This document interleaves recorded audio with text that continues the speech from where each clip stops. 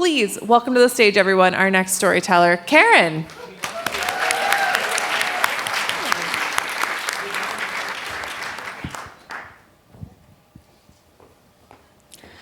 I set my alarm on my clock radio the night before so that I wouldn't sleep through my wedding the next morning.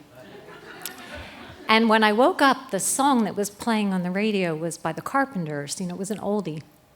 We've only just begun. You know the song. White lace and promises. He's humming along. Kiss for luck and we're on our way. And I thought, well, this is kind of fitting, I'm starting a new life today. But there was something that wasn't right, and that was that my grandmother had been admitted to the hospital the day before and wouldn't be at the wedding. Now, I thought of my life as a house, and the house had a lot of rooms in it, and every time I opened a door, I was entering a new phase. And it was breaking my heart that my grandmother wouldn't see me open this door into my new life as a married woman, and she wouldn't see me cross that threshold. And if my parents were the foundation of that house, my grandmother was the cornerstone. She was like a lot of grandmothers back in the day, in the 60s and the 70s. She was always perfectly put together, like a fancy beehive hairstyle, and long, red, perfectly manicured nails, and she always had a nice outfit on. And she was Miss Manners personified. She taught us not to have our elbows on the table, wash behind our ears, and don't lick our fingers. But she was also kind of cool, She used to play cards with me. She used to make bets with me, who would win the next round of Go Fish, whether the Phillies would make it to the World Series. And her gambling apparatus of choice was a Cadbury bar. So she used to throw these, I'm sure she threw these Go Fish games my way, because I really developed a chocolate addiction as a kid. So here it was my wedding day, and she wasn't going to be there. And I decided if she couldn't come to the wedding, I'd bring a little piece of the wedding to her.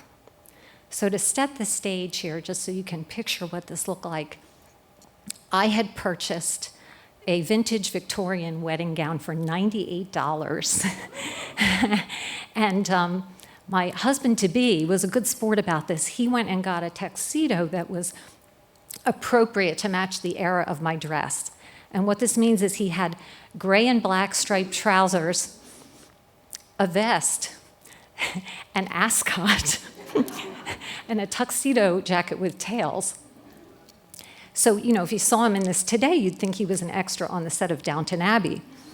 But that show didn't exist at the time, so I can only best describe him as being a dead ringer for the Monopoly Man. So we go through the wedding, and then after the wedding, instead of changing our clothes and going straight to the airport, we hop in the car and we drive from Old City, Philadelphia, across the bridge into Camden to visit my Nana in the hospital. And we caused a spectacle of ourselves, because people are used to seeing brides and grooms in their natural habitats, houses of worship, banquet halls, but they're not used to seeing us in the wild. And here we were, crossing the Ben Franklin Bridge, driving through the streets of Camden and walking into the hospital. People were honking and waving and treating us like royalty. And when we got into the hospital, the word spread like wildfire. There's a bride and groom in the hospital. They're heading to the 4th floor. And old people on walkers with their tushies hanging out of those hospital gowns, or they're smiling toothless grins and waving at us. And people are leaning forward in their hospital beds to watch us go down the hallway. There's a bride and groom in the hospital. We heard a bedpan clatter to the floor as somebody strained to see the Monopoly Man go by. And then we turned the corner into my Nana's room, and she was laying in bed with her eyes closed. She had this yellow pallor to her face. Her nails were chipped, and the nail polish was almost off, and her hairstyle could only be described as stage 4 hospital bedhead. And she was in a condition she wouldn't have been caught dead in. And that made me to think that maybe she had died. But her roommate saw us, and the roommate said, "Frances, wake up.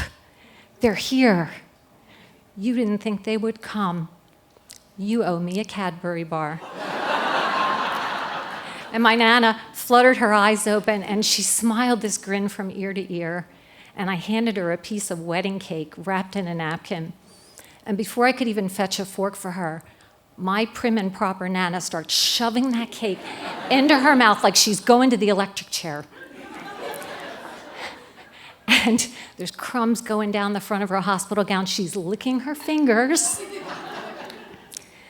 And if my life is a house, the memories are stored in my attic.